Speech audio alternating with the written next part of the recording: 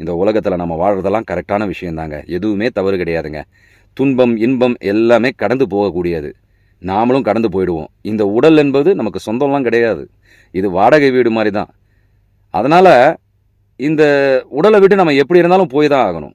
ஆனால் நாம் என்ன பண்ணிடுறோம், இந்த உடலை விட்டு போய் இன்னொரு கருவில் உட்கார்ற மாதிரியான சூழ்நிலைகளில் இந்த பூமியில் இருக்கிற விஷயங்களெல்லாம் நம்ம செஞ்சுக்கிட்டு இருக்கோம்.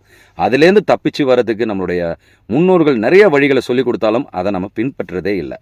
நம்ம என்ன நினைக்கிறோம், கடவுள் அடையணும்னா நம்ம சன்னியாசம் வாங்கணும், இல்லை காவி உடை கட்டணும், எல்லாத்தையும் விடணும், அப்படிலாம் நினச்சிக்கிட்டு இருக்கோம். நிச்சயமாக சொல்கிறேன், அதெல்லாம் ஒன்றுமே கிடையாதுங்க. கடவுள் அடையிறதுக்கு நம்ம எந்த காட்டுக்கும் போக வேண்டியதில்லை.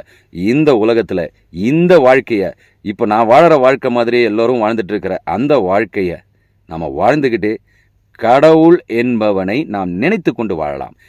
பகவத்கீதையில் கிருஷ்ணர் சொல்லுவார், கர்மயோகம்ன்ற ஒரு விஷயத்த சொல்லியிருப்பார். நமக்காக தான் அதை சொல்லியிருக்காரு. நீ உன் செயலை செய்து கொண்டே உன்னுள் இணைந்திருன்னு இருப்பார். இப்போ நம்ம எல்லா வேலைகளும் செஞ்சுட்டு இருக்கலாம். பணம் சம்பாதிக்கணும், குடும்பத்தை பார்க்கணும், பந்தங்கள் ஏற்படுச்சு, எல்லாமே இருக்குது, இல்லைன்னு சொல்லலை. ஆனால் இதையெல்லாம் நம்ம மனம் அதில் பற்றி இருக்காமல் நமக்குள்ளே இருக்கிற நம்ம உயிராற்றலை, நம்மளுடைய ஆன்ம உணர்வை பற்றி இருந்து இந்த வேலைகள்லாம் செஞ்சுக்கிட்டு இருந்தோம்னு வச்சுக்கோங்களேன், இது எல்லாம் அழகாக முடிஞ்சிடும், சீக்கிரமாகவே முடிஞ்சிடும். சூரியன் வந்த உடனே பனி, மலரில் இருக்கிற பனியெல்லாம் எப்படி காணாமல் போகுதோ அதுபோல் இந்த பந்தங்கள் எல்லாம் நம்மளை விட்டு தன்னால் ஒதுங்கிடும்.